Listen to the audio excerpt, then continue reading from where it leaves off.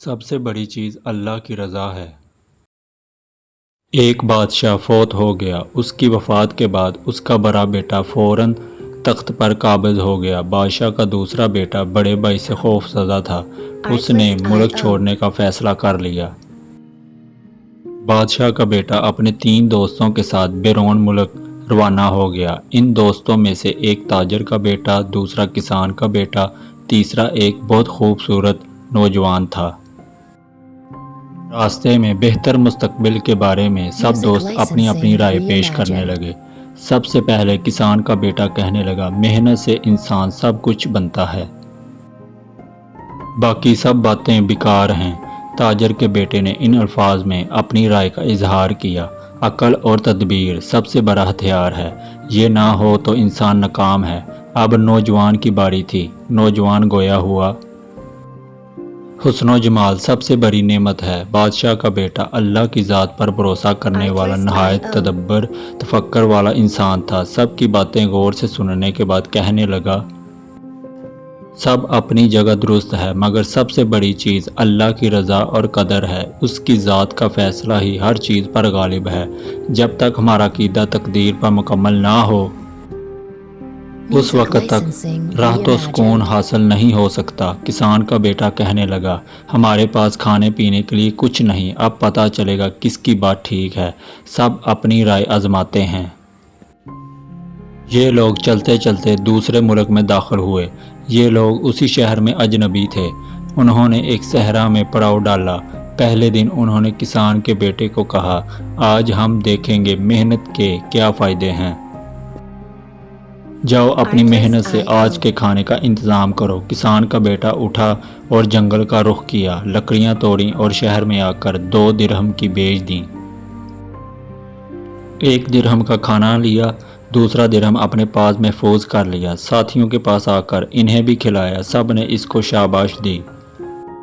اگلے دن تاجر کے بیٹے کا نمبر تھا کہ وہ عقل اور حسن و تدبیر کا مظاہرہ کرے۔ وہ اٹھا اور ساحل سمندر پر آیا۔ سمندر میں سامان سے لدی کشتی ساحل کی طرف آ رہی تھی۔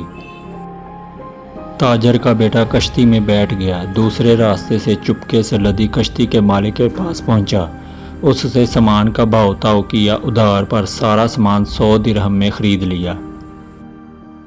جب کشتی ساحل پر پہنچی تو مقامی تاجر انتظار میں تھے۔ تاجر کا بیٹا ان کے پاس آیا، سارا سامان 1100 درہم کے عوض بیچ دیا اور 100 درہم سامان کے مالک کو دیے اور باقی جیب میں ڈالے۔ دوستوں کے لیے بہترین کھانا لیا، ان کو خوب سیر کرائی۔ سب نے اس کے حسن تدبیر کی تعریف کی۔ اگلے دن خوبصورت نوجوان کا نمبر تھا، جس کا کہنا تھا، انسان خوبصورتی کے بل بوتے انسان کامیابی حاصل کرتا ہے۔ دوستوں نے کہا، آج ہم دیکھیں گے کہ آپ کا حسن ہم کو کیسے کھانا کھلائے گا۔ وہ اٹھا، میک اپ کیا اور شہر کی طرف روانہ ہوا اور ایک گھر کے باہر درخت کے نیچے بیٹھ گیا۔ اوپر سے ایک خاتون نے کھڑکی سے جھانکا، ایک خوبصورت نوجوان پریشان بیٹھا ہے اور سوچ رہا ہے۔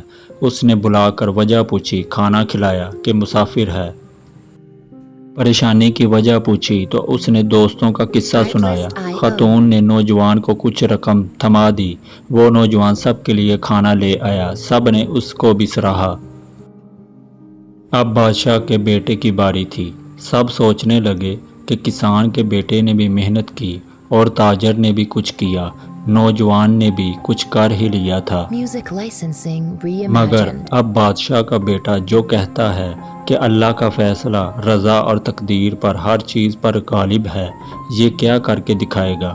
اب شہزادہ اللہ کا نام لیتا ہوا شہر میں داخل ہوا اور راستے کے کنارے جا بیٹھا۔ وہاں سے اسی ملک کے بادشاہ کا جنازہ لے جایا جا رہا تھا۔ وزراء فوج پولیس جنازہ کو کندھا دیے جا رہے تھے۔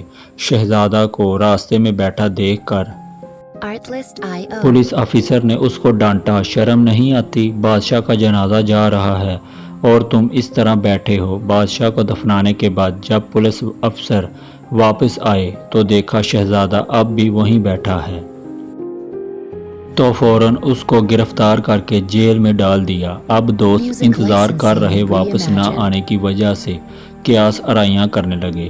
وہ شہزادے کو ڈھونڈنے شہر کی طرف چل پڑے، لیکن شہزادہ جیل میں بند تھا، وہ تلاش نہ کر سکے تو اگلے دن پر مؤخر کر دیا۔ ادھر کابینہ کے وزراء مشیر جمع تھے کہ نئے بادشاہ کے انتخاب کے لیے غور و فکر کر رہے تھے کہ نیا بادشاہ بادشاہوں کے خاندان سے منتخب کیا جائے، عام آدمی منتخب نہ کیا جائے، مگر بادشاہ کا کوئی وارث نہیں تھا۔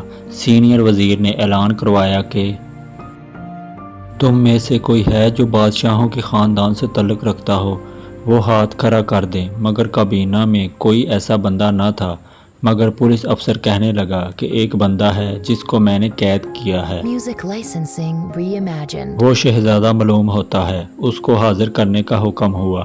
شہزادے کو کابینہ کے سامنے لایا گیا اور پوچھا، آپ کون ہو اور یہاں کس غرض سے آئے ہو؟ شہزادہ بولا، میں فلاں ملک کے بادشاہ کا بیٹا ہوں، باپ مر گیا اور بڑا بھائی بادشاہ بن گیا، میں اس سے خوف زدہ تھا، جان کے خوف سے ملک چھوڑ دیا۔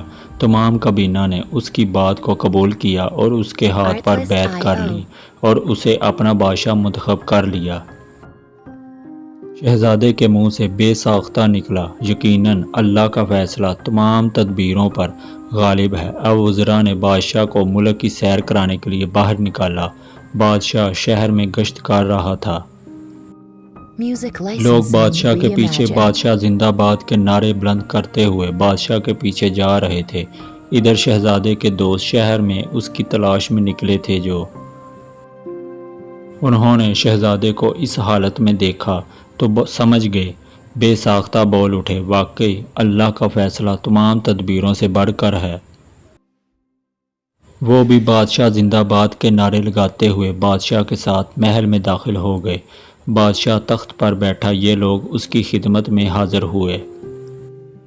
بادشاہ نے ان کے سامنے کل کا جملہ دہراتے ہوئے کہا، اللہ نے یہ سب کچھ اس لیے کیا تاکہ تمہیں معلوم ہو جائے کہ اللہ کا فیصلہ رضا طاقت ہر چیز پر غالب ہے۔ اللہ جو چاہے کر سکتا ہے، جو جیسا گمان کرتا ہے اس کے ساتھ ویسا ہی معاملہ ہوتا ہے۔ بادشاہ نے تاجر کے بیٹے کو مشیر مقرر کر لیا، Music کسان کے licensing بیٹے کو reimagined. وزیر زراعت کے عہدے پر مقرر کیا، اور جو خوبصورت نوجوان تھا اسے کہا، یہ عارضی حسن کسی فائدے کا نہیں، اس کو کچھ مال تحفے میں دے کر رخصت کر دیا۔ جس نے خدا کی ذات پر بھروسہ کیا، اللہ نے اس کو ہی ہمیشہ کامیاب کیا ہے۔ آپ نے بھی ہمیشہ بارہا تجربہ مشاہدہ کیا ہوگا کہ جو مال عقل حسن کمال پر اعتماد کرتا ہے وہ اس کے باوجود ناکام ہو جاتا ہے۔ عربی کا مقولہ ہے، تقدیر تدبیر پر ہنستی ہے، اپنا کام اخلاص اور نیک نیتی سے کرتے ہوئے اللہ پر بھروسہ کیجیے۔ اللہ سب کا حامی و ناصر ہو، آمین۔